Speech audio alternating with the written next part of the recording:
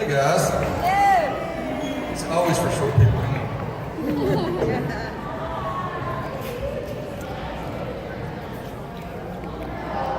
There we go. How y'all doing? I'm not real sure what I'm supposed to be doing, so. Oh, cool. What you got? What was it like recording in prison, and how has that changed your perspective?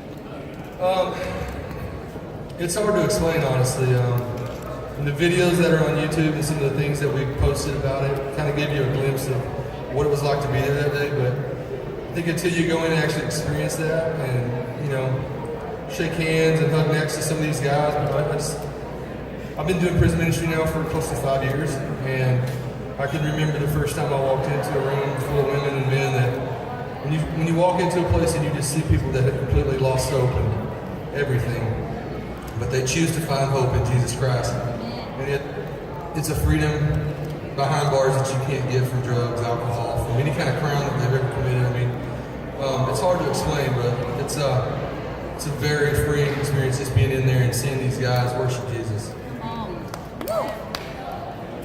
Was winning a double board something that you always dreamed about, or is this just a total surprise for you?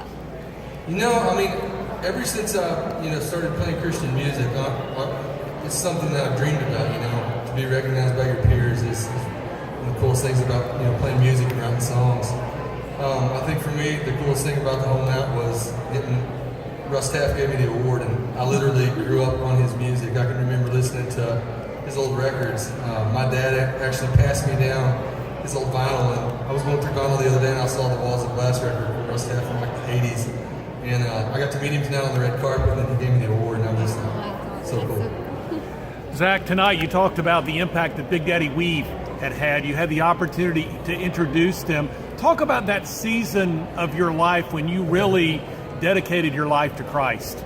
Yeah, so they were a huge influence whenever, so I was in a rock band. I was touring in Europe in 2012. I spent years on the road just struggling to make the right decision. And I'd left to go on this tour with kind of this idea that I could be losing my wife and losing my kids. She kind of came to me and said, I don't think I can continue to support what you're doing anymore. You need to make some changes in your life. I'm not going to stick around. And I just kind of had this moment with God before I left for that tour where I was like, God, I know you're real. Like, I've grown up with the knowledge of you my whole life, and I believe in you, but I need you to show up and prove it.